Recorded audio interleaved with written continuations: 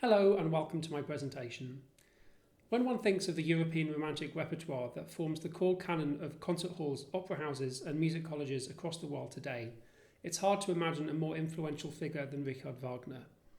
For better or worse, his effect on contemporary orchestral performance practice and pedagogy, particularly with regard to brass instruments, cannot be overstated. An analysis of the extent and nature of this impact on the tuba family forms a key part of my doctoral studies as a performer researcher exploring tuba-composer relationships from both historical and contemporary perspectives. While critical performance practice movements have become mainstream in many areas of musical interpretation over the last half-century, music of the Wagnerian and post-Wagnerian eras still often lacks such an approach. The fact that this time period coincides with the moment when members of the tuba family began to enter the orchestra is not without causal connection. There is a widespread lack of awareness among professional orchestral tuba players of the instruments that existed when the music they are playing was written, and the lack of symbiotic relationships between tubists and composers is indeed also deeply problematic with regard to the music of today. This is by no means to say that excellent research in neighbouring fields has not already been undertaken.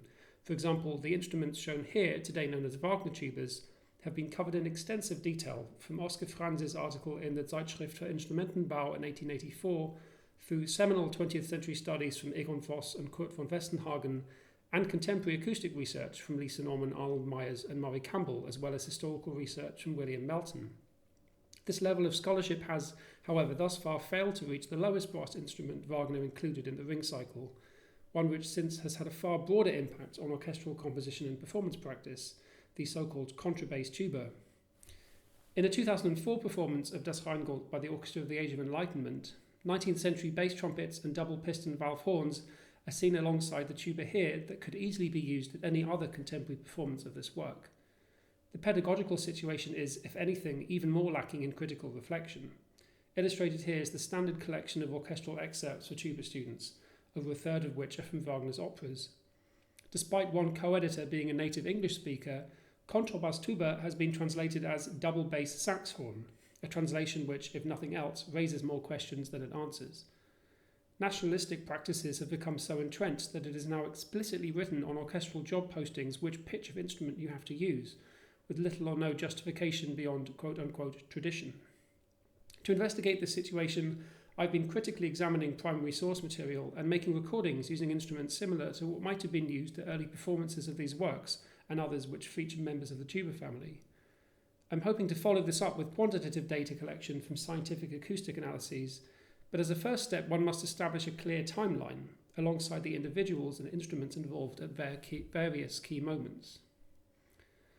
Almost a quarter of a century elapsed between Wagner's initial sketching of the music for Das Rheingold in 1853 and the Bayreuth premiere of the complete cycle in 1876.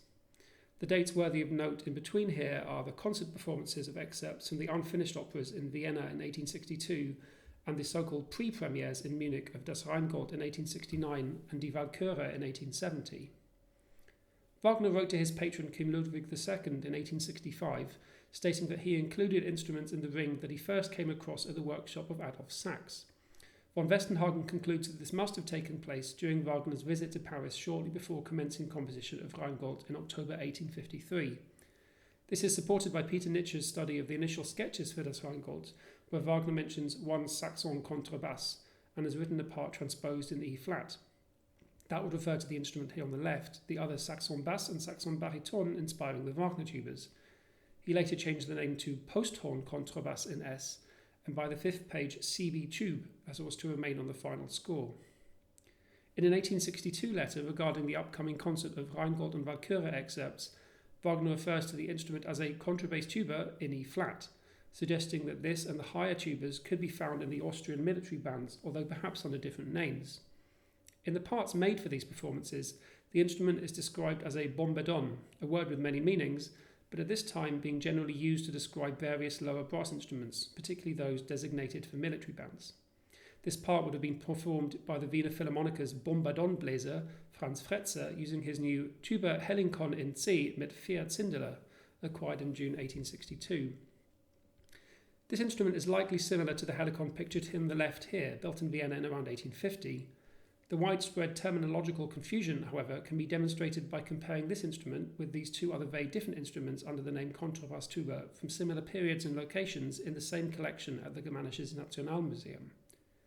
The Hofopferorchester in Munich purchased a bass tuba for the premiere of Tristan und Isolde in 1865 from Karl Wilhelm Moritz in Berlin, son of Johann Gottfried Moritz, who had patented the bass tuba with Wilhelm Wieprecht 30 years earlier.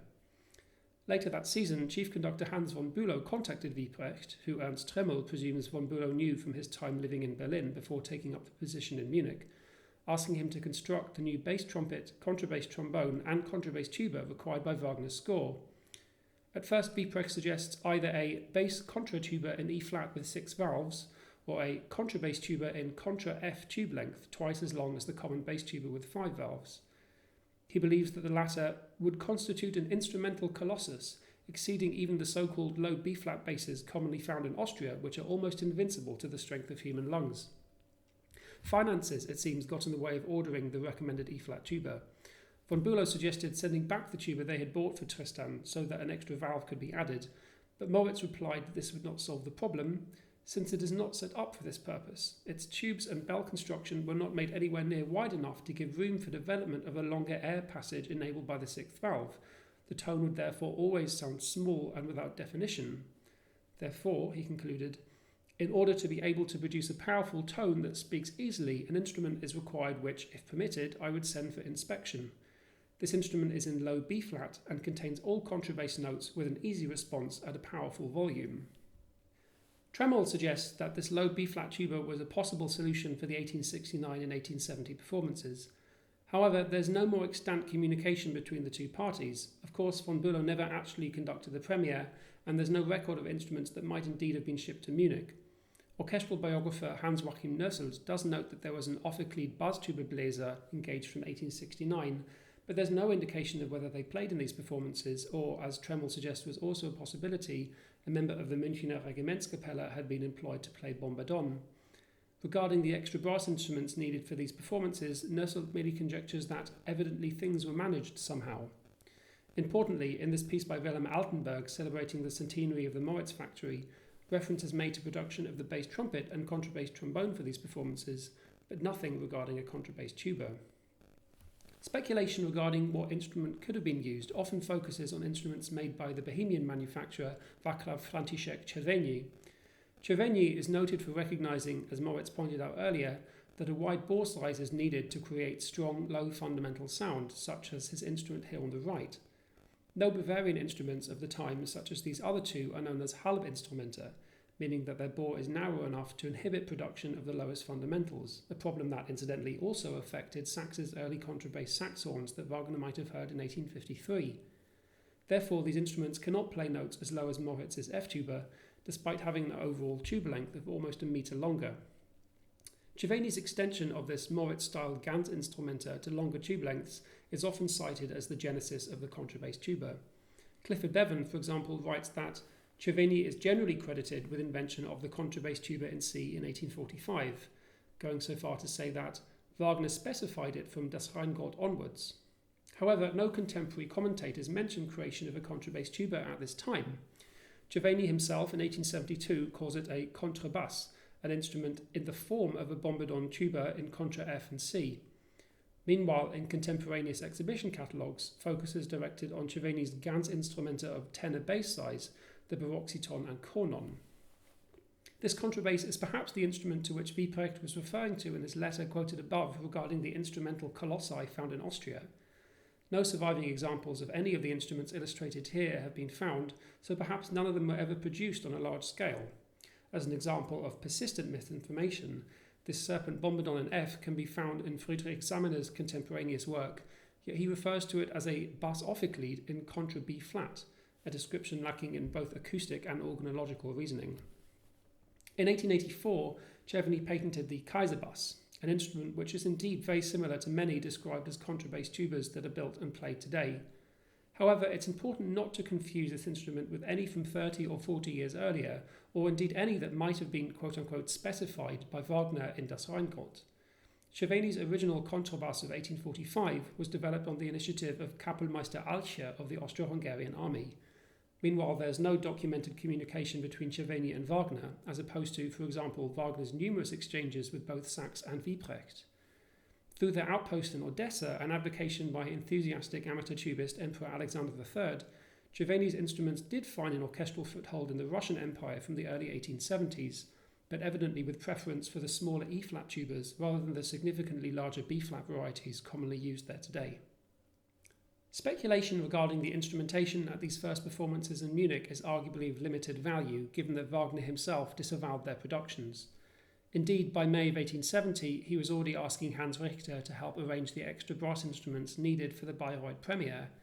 In 1873, he contacted his publishers Franz Schott regarding changes to transpositions, writing that the contrabass tuba is to be transposed to C as it has been performed so far. C3 in the original score will sound as E-flat 2. He was therefore seemingly aware of the C helicon used by Fretzer in 1862, but perhaps he's also accepting that the tubist will use whatever instrument they choose and do any transpositions themselves, a practice that continues to this day. Richter hired the young Berliner tubist Otto Waldemar Brooks in 1875 for the first rehearsal period. In September of that year, he took over from Fretzer at the Wiener Hofopfernorchester, and on 4th of October, the opera ordered a new tuba for him to use from the Berliner instrument maker Paulus. Although this precise instrument has been lost, it was likely similar to the Viennese instrument that replaced it, this 5-valved F-tuba from Leopold Ullmann, bought by the orchestra in 1885. Clarifying the situation somewhat, in this letter to instrument maker Wilhelm Heckel from 1894, opera director Wilhelm Jahn writes that in the Wagnerian works there are 2 tenor tubas in B-flat, furthermore 2 bass tubas in F, and 1 5-valved contrabass tuba tuned in F with a register from C1 to C5, usable register as far as F4. This range is identical to that described by Wieprecht in the original 1835 bass tuba patent shown here. Wieprecht describes it as a dual bass and contrabass instrument, but under the name of bass tuba, as Wagner had also previously described it and indeed did so afterwards in Parsifal. The question therefore arises as to why the instrument used in the ring was ultimately referred to as a contrabass tuba. There are several plausible explanations. Perhaps it is a remnant of the original desire for a contrabass saxhorn. More practically, it could simply be maintained to avoid confusion with the tenor and bass Wagner tubas, or perhaps it's to signify how the bass tuba had increased in size. Paulus and Ullmann's instruments were modelled after Moritz's first bass tuba of 40 years earlier, but by this time with a significantly wider bore, bows and bell, and a conical lead pipe. It is of course also probable that, after deciding to transpose the part to concert pitch, Wagner gave little thought anymore to the actual instrument being used at all. In any case, a Viennese tradition was established using this form of F-tuba, known today as a Wiener tuba, which continued until at least 1911, when Emil Hartmann, who always referred to his now 6-valve F-tuba as a contrabass tuba, played at Bayreuth for the final time. Although I haven't yet been able to access an original Paulus or Ullmann tuba, the following recording of the Wurm solo from Das Rheingold was made using a similar 5-valve Wiener tuba built by Peter Emanuel Schmidt in Copenhagen in around 1880. Note that despite the lack of a 6th valve, through a combination of valve slide manipulation and lip bending, the lowest notes of this part are indeed possible.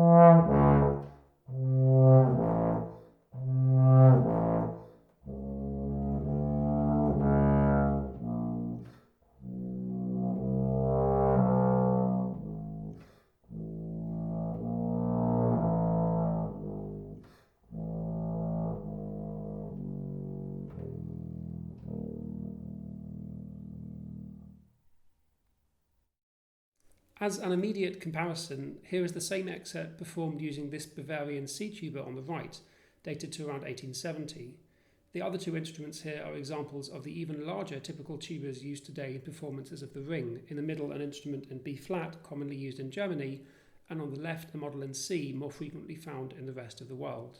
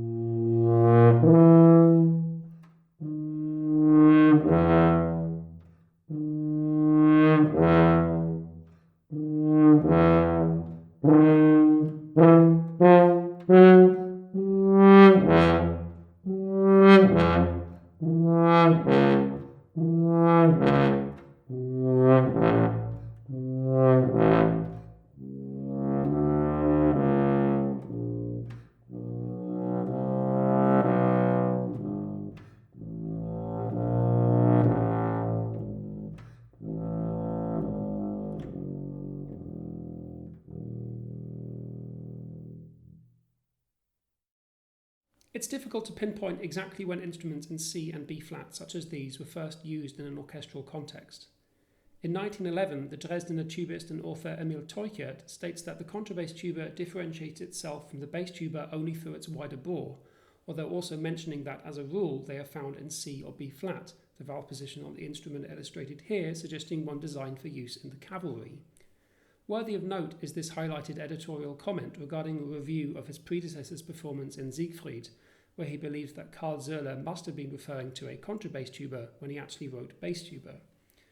As nationalistic movements swept across Europe over the first quarter of the 20th century, military low brass instruments also began overtaking orchestral low brass instrumental practices in Italy, Russia, France, and elsewhere, suggesting that this is a topic perhaps worthy of further discussion in broader circles.